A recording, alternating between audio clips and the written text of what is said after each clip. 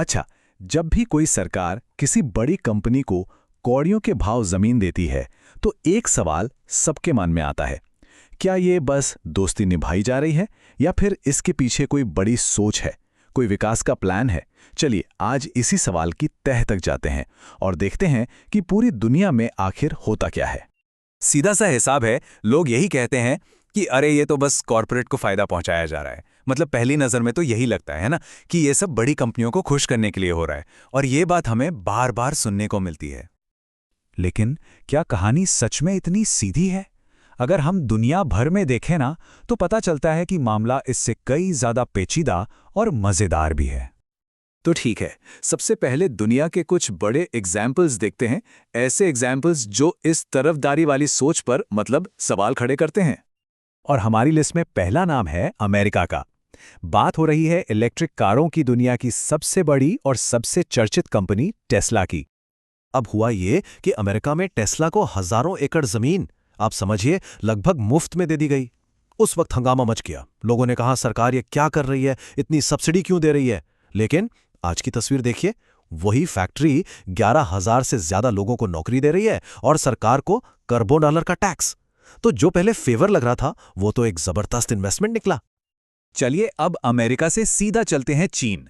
यहां एक और बड़ा, बल्कि बहुत बड़ा एग्जाम्पल है, नाम है फॉक्सकॉन। अरे वही जिसे आईफोन सिटी बनाने का क्रेडिट दिया जाता है।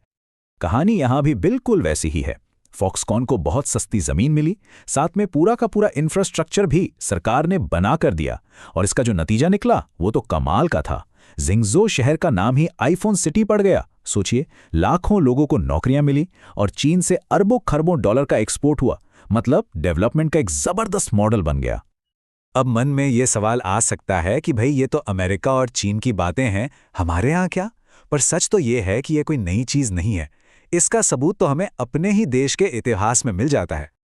चलिए जरा समय में पीछे चलते हैं। आज़ादी के ठीक बाद का भारत। उस दौर में देश की इंडस्ट्रियल नींव रखी जा रही थी, और इसका एक बहुत बड़ा हिस्सा थे हमारे स्टील प्लांट्स। उस समय जब नेहरू सरकार ने भिलाई, राउरकेला, बोकारो जैसे बड़े बड़े स्टील प्लांट्स के लिए सस्ती जमीन दी, सरकारी मदद दी, तो जानते क्या हुआ? तब भी यही कहा गया था कि ये तो देश का पैसा डुबोने जैसा है, बर्बादी है ये। लेकिन आज देखिए, इन्हीं प्लांट्स ने लाखों लोगों को रोजगार तो दिया ही, साथ ही मॉडर्न इंडिया की पूरी इंडस्ट्रियल बुनियाद इन्हीं पर खड़ी हुई। लेकिन रुकिए, कहानी का एक दूसरा पहलू भी है। हर सिक्के के दो पहलू होते हैं, है ना? इन बड़ी बड़ी सफलताओं की एक कीमत भी चुकानी पड़ती है, और इसे नजरअंदाज नहीं किया जा सकता। याद है, हमने अभी फॉक्सकॉन की जबरदस्त कामयाबी की बात की थी। लाखों नौकरियां, अरबों का एक्सपोर्ट, सब कुछ कितना शानदार लग रहा था। पर इस कामयाबी के पीछे की सच्चाई थोड़ी अलग थी। इसके साथ कई गंभीर सवाल भी खड़े हुए, जैसे फैक्ट्रियों के अंदर काम करने के हालात, वो बहुत खराब थे। और उससे भी बड़ी चिंता ये थी कि पूरा का पूरा शहर, पूरा इलाका सिर्फ एक कंपनी के भरोसे चल रहा था। अब सोचिए, ये कितना बड़ा रिस्क था। तो इतिहास और दुनिया भर के इन उदाहरणों को देखने के बाद अब लौटते हैं आज के भारत में और बात करते हैं एक बिल्कुल ताज़ा मामले की।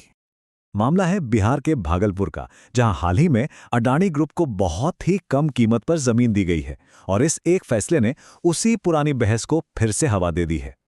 तो अब सबसे बड़ा सवाल यही है, क्या बिहार का ये फैसला टेस्ला या हमारे अपने स्टील प्लांट्स की तरह उस पूरे इलाके में विकास की एक नई लहर लाएगा, या फिर फॉक्सकॉन की तरह कामयाबी के साथ साथ आलोचनाओं का सामना भी करना पड़ेगा? या ऐसा तो नहीं कि आखिर में सिर्फ आलोचना ही हाथ लगेगी? खैर, इसका जवाब तो सिर्फ आने वाला वक्त ही देगा।